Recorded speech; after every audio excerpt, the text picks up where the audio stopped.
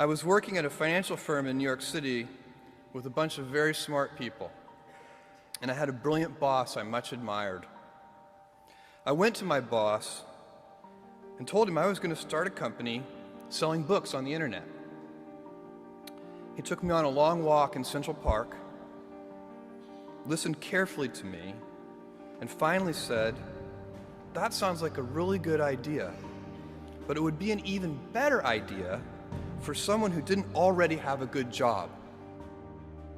You can have a job, or you can have a career, or you can have a calling. And if you can somehow figure out how to have a calling, you have hit the jackpot, because that's the big deal. 25 years ago. And he told me, "Dave, I want you to invest in my company. What are you doing?" "I'm gonna start a bookstore in my garage." "Okay, and I'm gonna put it online. People buy online, and I'm gonna ship out of my garage. But if you invest in me, Dave, someday I'm gonna be the richest man in the world. I'll do over $100 billion. First of all, there is no such thing as $100 billion 25 years ago. Statistically, there's no such thing. Countries didn't have 100, our national debt wasn't $100 billion. And this dude's telling me at 26 years old that he's gonna be the richest man in the world because he has a garage and the internet? That was his truth.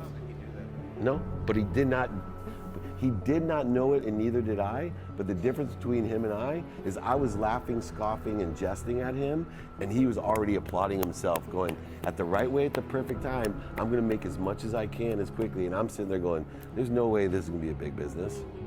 Do something you're very passionate about, and don't try to chase what is kind of the hot passion of the day. Seen in that light, it really was a difficult choice, but ultimately, I decided I had to give it a shot.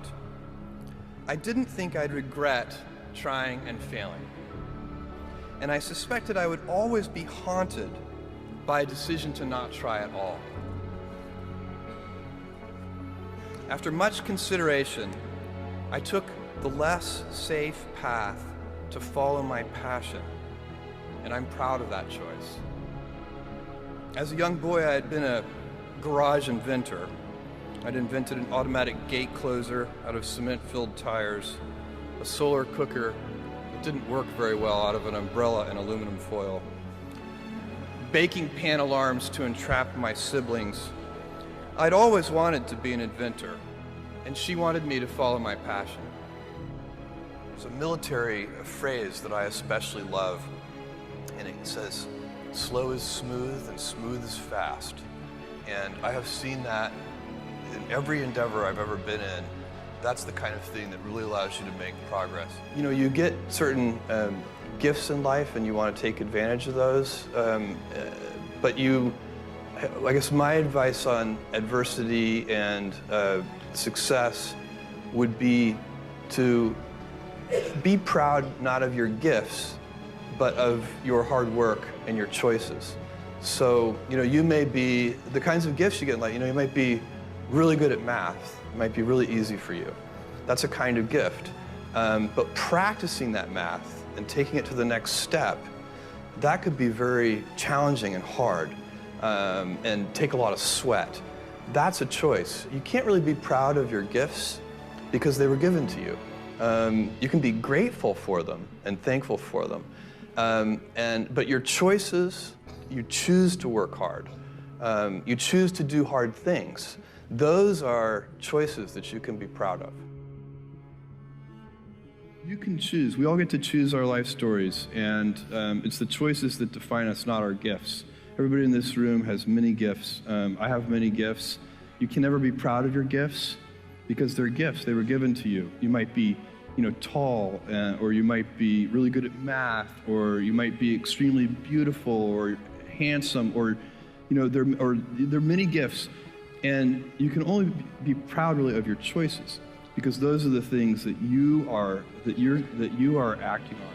And one of the most important choices that each of us has, and you know this just as well as I do, is you can choose a life of ease and comfort, or you can choose a life of service and adventure. And when you're 80, which one of those things do you think you're going to be more proud of? You're going to be more proud of having chosen a life of service and adventure. There's never been a better time to be alive. I mean, it's just incredible the amount of inspiration that the world generates for me, and I think for a lot of people. It's insane, the amount of change and invention and opportunity. Your life, the life you author from scratch on your own, begins. How will you use your gifts? What choices will you make?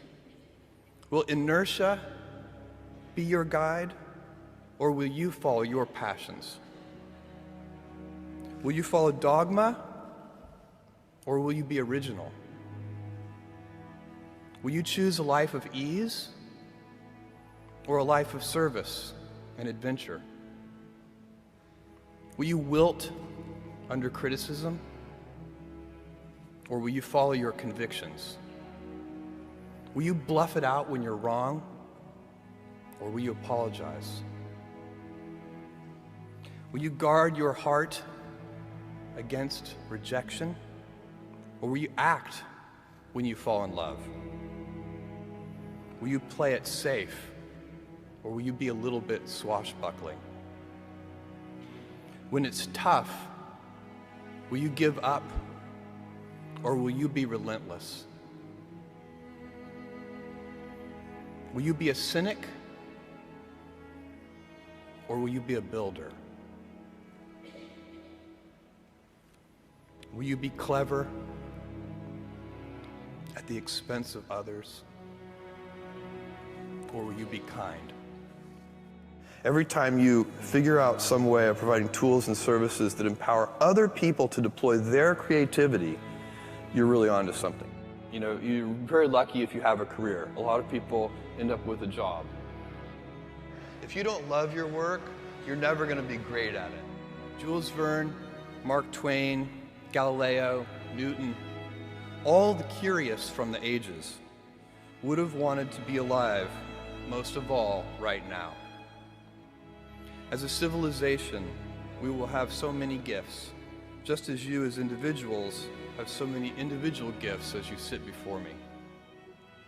How will you use these gifts? And will you take pride in your gifts or pride in your choices?